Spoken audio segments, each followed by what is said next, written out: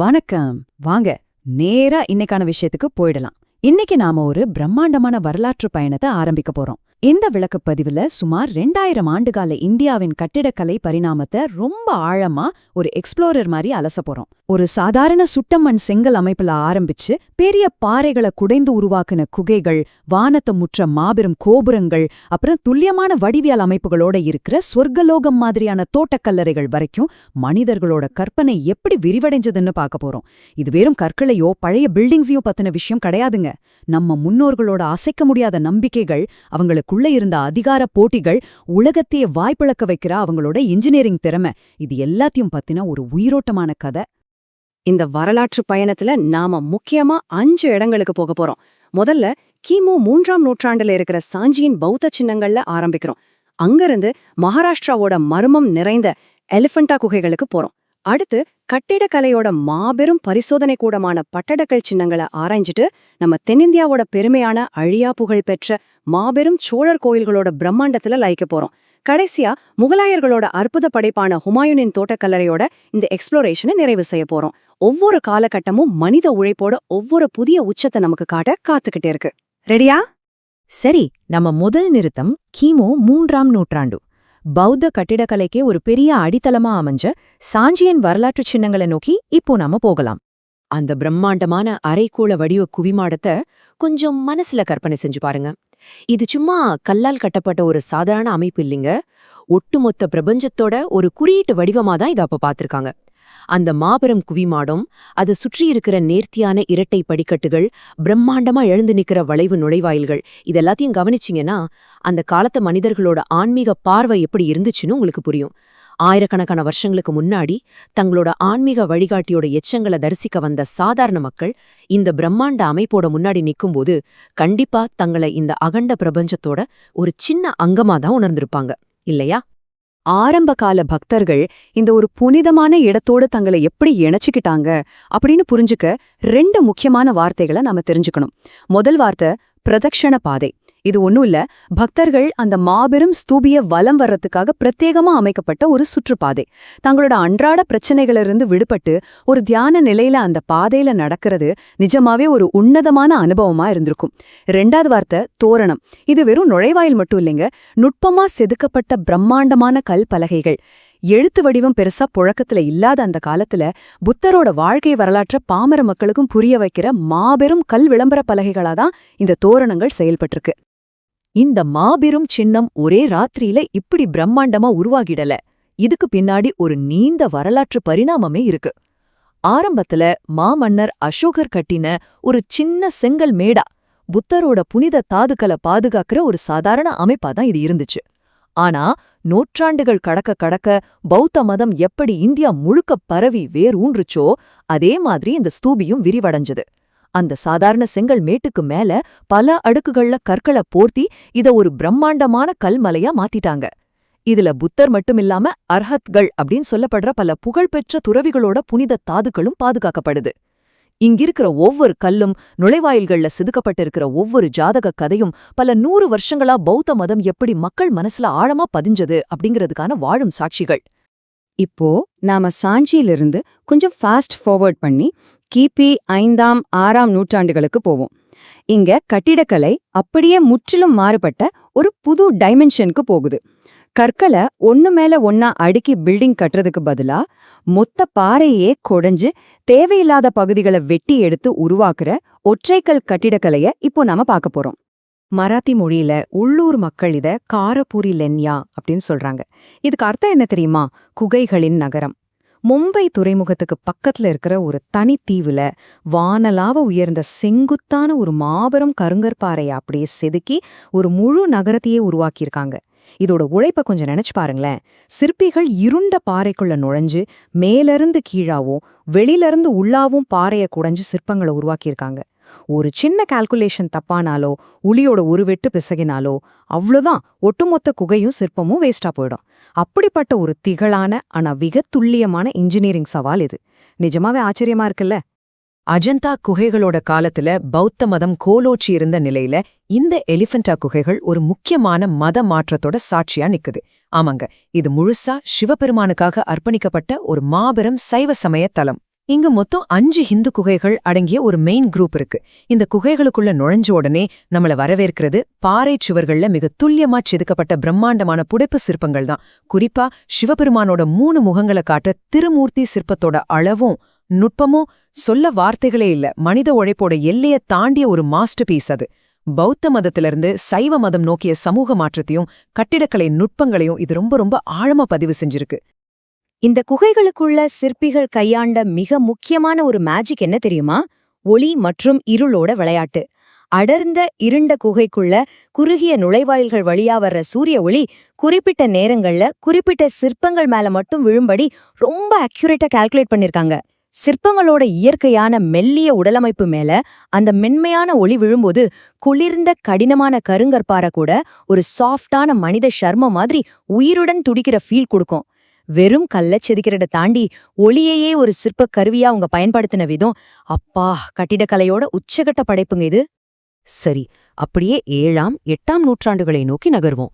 சாளுக்கிய வம்சத்தோட ஆட்சியின் கீழ கட்டிடக்கலை பல புது புது சோதனைகளை கண்ட ஒரு அற்புதமான லெபார்டரியா பட்டடக்கல் மாறினதை இப்போ பார்க்கலாம். அந்த காலத்துல வட இந்திய கட்டிடக்கலைக்கும் தென்னிந்திய கட்டிடக்கலைக்கும் நிறையவே வித்தியாசங்கள் இருந்துச்சு.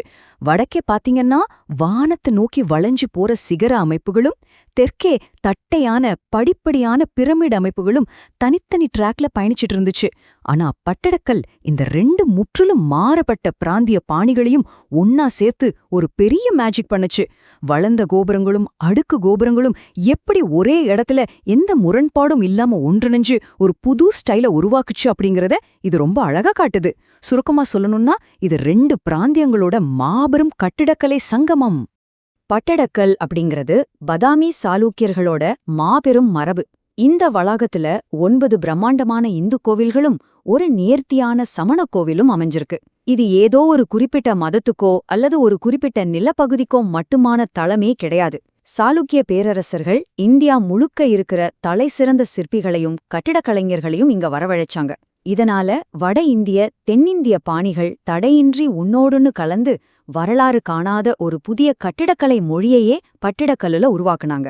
சாளுக்கிய வம்சத்தோட அதிகார உச்சத்தை இது சத்தமா பறைச்சாற்றுது. ஒரு விஷயம் தெரியுமா? கட்டிடக்கலைங்கிறது வெறும் ஆன்மீகம் சார்ந்தது மட்டும் இல்ல, அது அதிகாரத்தோட குறியீடும் கூட. இங்கிருக்கிற மாபெரும் விருபாக்ஷா கோவிலோட பின்னணி கதை இத தெளிவாக்குது. கிபி 740ஆம் வருஷத்துல லோகமாதேவி அப்படிங்கிற ஒரு மாபெரும் ராணியால இந்த கோவில் கட்டப்பட்டது.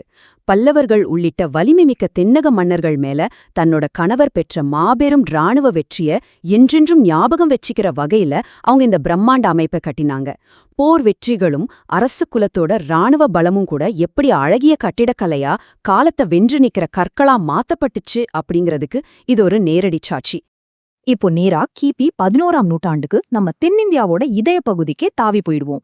வானத்தை முற்ற செங்குத்தான லட்சியமும் மாபெரும் சோழ பேரரசோட அசைக்க முடியாத அதிகாரமும் ஒன்னா சேர்ந்து கட்டடக்கலையோட பிரம்மாண்டத்தை எப்படி ஒரு புது உச்சத்துக்கு எடுத்துட்டு போச்சுன்னு பார்க்க போறோம். தயாரா? சோழ மன்னர்களுக்கிடையில ஒரு சுவாரஸ்யமான ஆனா மிக கடுமையான போட்டி இருந்துச்சு. அடுத்தடுத்து வந்த அரசர்கள் அளவுலையும் பிரம்மாண்டத்திலையும் தங்களுக்கு முன்னாடி இருந்தவங்களை எப்படி மிஞ்சலாம் அப்படின்னு துடிச்சாங்க. மாமன்னர் 1ஆம் ராஜராஜன் கட்டின தஞ்சாவூர் பிரகதீஸ்வரர் கோயில் ஒரு இமாலய சாதனை. ஆனா அவரோட பையன் 1ஆம் ராஜேந்திரன் கங்கை கொண்ட சோழபுரத்துல அதுக்கு இணையான இன்னொரு மாபெரும் பிரகதீஸ்வரர் கோவில கட்டினாரு. அவரை தொடர்ந்து 2ஆம் ராஜராஜன் தாராசுரத்துல நுணுக்கங்கள் நிறைந்த ஐராவதேஸ்வரர் கோவில உருவாக்குனாரு. இது வெறும் பக்தி சார்ந்தது மட்டுமில்லைங்க, தங்கள் பேரரசோட அளவிட முடியாத செல்வத்தையும் எல்லையற்ற இராணுவ பலத்தையும் உலகத்துக்கே காட்டுற ஒரு மாபெரும் தலைமுறை போட்டி. சோழர்களோட இந்த செங்குத்தான லட்சியத்தை புரிஞ்சிக்க ஒரு நம்பரை நீங்க கற்பனை செஞ்சு பார்க்கணும். 70 மீட்டர்கள், அதாவது சுமார் 230 அடி. இது இன்னைக்கு நாம பார்க்குற ஒரு நவீன 20 மாடி கட்டிடத்தோட உயரத்துக்கு சமம். தஞ்சாவூர் நகரத்தோட வானலாவி அடையாளமா உயர்ந்து நிக்கிற இந்த கோயிலோட விமானத்தோட உயரம்தான் இது. எந்த ஒரு மாடர்ன் மிஷின்ஸும் கிரேன்களும் இல்லாத அந்த 1000 வருஷங்களுக்கு முந்தைய காலகட்டத்துல சுமார் 80 டன் எடையுள்ள மாபெரும் கருங்கல்ல எப்படி அந்த 20 மாடி உயரத்துக்கு தூக்கிட்டு போனாங்க அப்படிங்கிறது இன்னைக்கு வரைக்கும் உலக பொறியியலாளர்களையே வாய்ப்புழக்க வைக்கிற ஒரு மாபெரும் சாதனை. இந்த மாபெரும் சோழர் கட்டிடக்கலையோட இம்பாக்ட புரிஞ்சுக்க 2 வார்த்தைகள் நமக்கு ரொம்ப ஹெல்ப் பண்ணும். ஒன்னு விமானம். கருவறைக்கு மேல செங்குத்தா உயர்ந்து நிக்கிற பல அடுக்குகள் கொண்ட பிரமிடு வடிவ கோபுரம் இது. சோழர்களோட பார்வையில இது பிரபஞ்சத்தோட மையமாக கருதப்படுற மேருமலையோட நேரடி பிரதிபலிப்பு. அடுத்தது கோபுரம். இது கோயிலோட நுழைவாயில்கள்ல அமைக்கப்படுற பிரம்மாண்டமான கோபுரங்கள். அந்த தட்டையான டெல்டா சமவெளிகள்ல பல மைல்களுக்கு அப்பால் இருந்தும் மக்களோட கண்களுக்கு தெரியற மாதிரி மக்களை தங்களை நோக்கி அழைக்கிற மாபெரும் கலங்கர விளக்கங்கள் போல இந்த கோபுரங்கள் செயல்பட்டுச்சு. இவ்ளோ பிரம்மாண்டமான இந்த கோயில்கள் ஒரு பெரிய ஆச்சரியமான மர்மத்தையும் பல நூற்றாண்டுகள தங்களுக்குள்ள மறைச்சு வச்சிருந்துச்சு. கருவறையை சுற்றி இருக்கிற இருண்ட உட்புற பாதைகள்ல 16ஆம் நூற்றாண்டைச் சேர்ந்த நாயக்கர் கால ஓவியங்கள் ரொம்ப அழகா தீட்டப்பட்டிருந்துச்சு. ஆனா பிற்காலத்துல தொல்பொருள் ஆய்வாளர்கள் அந்த ஓவியங்களை ஆய்வு செஞ்சப்போ ஒரு மாபெரும் உண்மை வெளியாச்சு. அந்த நாயக்கர் கால ஓவியங்களுக்கு அடியில அசல் சோழர் காலத்து சிவபெருமான் ஓவியங்கள் மிக நேர்த்தியா மறைஞ்சிருந்துச்சு. அதாவது பிற்காலத்துல வந்த நாயக்கர் மன்னர்கள் சோழர்களோட மாபெரும் வரலாற்று மேல தங்கள் சொந்த முத்திரைய பதிக்க நினைச்சு அந்த அசல் ஓவியங்கள் மேலேயே புது ஓவியங்களை தீட்டியிருக்காங்க. கால ஓட்டத்துல ஒரு பேரரசோட கலை எப்படி இன்னொரு பேரரசால மாற்றியமைக்கப்படுது என்பதற்கு இதைவிட சிறந்த உதாரணம் இருக்க முடியுமா? சரி, இப்ப நாம பயணத்தோட கடைசி நிறுத்தமான 16th செஞ்சுரியை அடைஞ்சிட்டோம். தென்னிந்தியாவோட மாபெரும் கருங்கல் சிகரங்களை விட்டுட்டு முற்றிலும் மாறுபட்ட ஒரு புது தரிசனத்தை நாம் இப்ப பார்க்க போறோம். பெர்ஷியா கட்டிடக்கலையோட தாக்கத்தால உருவான அழகிய தோட்டங்களுக்கு நடுவுல அமைஞ்ச ஹுமாயூனின் கல்லறைய பத்தி தான் இப்ப பேச போறோம். முகலாய கட்டிடக்கலை ரொம்ப குறுகிய காலத்துல மிகப்பெரிய மாற்றங்களை சந்திச்சுது. 1540கள்ல கட்டப்பட்ட புராணா கிலா ஒரு வலிமையான ஆனா கரடு முரடான ஒரு கோட்டை அமைப்பா இருந்துச்சு. ஆனா 1560கள்ல கட்டப்பட்ட ஹுமாயூனின் கல்லறை கட்டிடக்கலையில ஒரு மாபெரும் திருப்பத்தை ஏற்படுத்துச்சுன்னே சொல்லலாம். அதுவரைக்கும் இருந்த பாரமான உறுதியான அமைப்புகளுக்கு பதிலா காற்றோட்டமான திறந்தவெளி பெர்ஷியா பாணிகள் இந்தியாவுக்குள்ள நுழைஞ்சது. இந்த புதிய பரிசோதனையோட உச்சகட்டமாதான் கிபி 1632ல உலகத்தோட தலைசிறந்த அதிசயங்கள்ல ஒன்னான தாஜ்மஹால் உருவாக தொடங்குச்சு. இந்த முகலாய கட்டிடக்கலையில நாம கட்டாயம் கவனிக்க வேண்டியது சர்பாக் அப்படின்னு சொல்லப்படுற தோட்ட அமைப்பத்தான். இது ஒரு முழுமையான தோட்டத்தை 4 சமமான பகுதிகளா பிரிக்கிற ஒரு நேர்த்தியான பெர்ஷியன் பாணி. ஆனா இது வெறும் அழகுக்காக மட்டும் செய்யப்படலைங்க. இஸ்லாமிய நம்பிக்கையின்படி ஸ்வர்க்கத்துல பாயிற தண்ணீர், பால், தேன் மற்றும் மது ஆகிய 4 நதிகளை இது குறிக்குது. சோழர்களோட இருண்ட ஆழமான கருங்கல் கருவறைகளுக்கு பதிலா மிக துல்லியமான வடிவியல் அமைப்புகளும் சலசலத்து ஓடுற நீரோடைகளும் குளிர்ந்த காற்றோன்னு மனிதனோட உணர்வுகளை தட்டி எழுப்புற ஒரு புது அமைதி அங்கு உருவாக்கப்பட்டுச்சு. மரணத்துக்கு பின்னாடி கிடைக்கிற நித்திய சொர்க்கத்தோட நேரடி வடிவம்தான் இது. பட்டடக்கல் எப்படி சாளுக்கியர்களோட பரிசோதனை கூடமா இருந்துச்சோ அதே மாதிரி ஹுமாயூனின் கல்லறை முகலாயர்களோட மாபெரும் ஆய்வகமா திகழ்ந்துச்சு. இந்திய துணைக்கண்டத்தோட முதல் தோட்டக்கல்லறை முன்மாதிரி இதுதான். இங்க செய்யப்பட்ட துல்லியமான சமச்சீர் வடிவமைப்பு, அந்த பிரம்மாண்டமான குவிமாட அமைப்பு, அப்புறம் சுற்றி இருக்கிற சர்பாக் தோட்டம், இது எல்லாம் தான் தாஜ்மஹல் உருவாகிறதுக்கான நேரடி அடித்தளமா அமைஞ்சது. சுருக்கமா சொல்லப்போனா ஹுமாயூனின் கல்லறை அப்படிங்கிற இந்த முன்மாதிரி மட்டும் இல்லாம இருந்திருந்தா இன்னைக்கு நாம பார்த்து வியக்கிற தாஜ்மஹல் அப்படிங்கிற ஒரு பிரம்மாண்டம் உலகத்துக்கு கிடைச்சிருக்கவே முடியாது. இந்த ஒப்பீடு அந்த மறுக்க முடியாத உண்மையை தான் நமக்கு காட்டுது. இது சம்பந்தமா நம்ம ஆதார குறிப்புகள்ல இருக்கிற ஒரு ஆழமான மேற்கோள எல்லாத்தையும் ரொம்ப தெளிவா சொல்லுது. நியாய தீர்ப்பு நாள்ல உண்மையான விசுவாசிக்கு வழங்கப்படும் நித்திய சொர்க்கம் என்ற கருத்தே இந்த கல்லறையின் பின்னணியாகும். மரணம் அப்படிங்கிறது முடிவல்ல, அது ஒரு நித்திய அழகோட தொடக்கம் அப்படிங்கிற அந்த தத்துவார்த்த மாற்றம்தான் மனிதர்களை வெறும் கல்லறைகளை கட்டுறதுல இருந்து விலகி பூமியிலேயே ஸ்வர்க்கக்க கொண்டு வர்ற மாபெரும் தோட்டக்கல்லறைகளை உருவாக்க தூண்டுச்சு. நாம இப்போ 2000 ஆண்டுகால நம்ம நெடிய வரலாற்று பயணத்தோட இறுதிக்கு வந்துட்டோம். ஆதிகால மனிதர்கள் கட்டின சுட்டமண் ஸ்தூபிகள் எப்படி பல நூற்றாண்டுகள்ல பிரம்மாண்ட கல் சிகரங்களா மாறுச்சுன்னு பார்த்தோம்.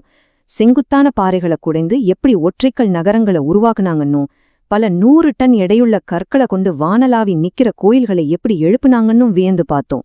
கடைசியா நீரோடைகளோட கூடிய மிதக்கிற பளிங்குச் சொர்க்கங்களை எப்படி பூமியில வடித்தார்கள் அப்படிங்கறதையும் தெரிஞ்சுக்கிட்டோம். இப்போ உங்களுக்கான ஒரு முக்கியமான கேள்வி. இந்த வெவ்வேறு கட்டிடக்கலை சகாப்தங்கள்ல எந்த காலகட்டத்தோட படைப்புகள் நவீன இந்தியாவோட அடையாளத்தை மேல ரொம்ப ஆழமான நீடித்த தாக்கத்தை ஏற்படுத்தியிருக்குன்னு நீங்க நினைக்கிறீங்க? கொஞ்சம் யோசிச்சு பாருங்க. நம்ம வரலாறு வெறும் கற்கள்ல மட்டும் எழுதப்படல, காலத்தை வென்று நிக்கிற இந்த மாபெரும் லட்சியங்கள்லயும் புதைஞ்சிருக்கு.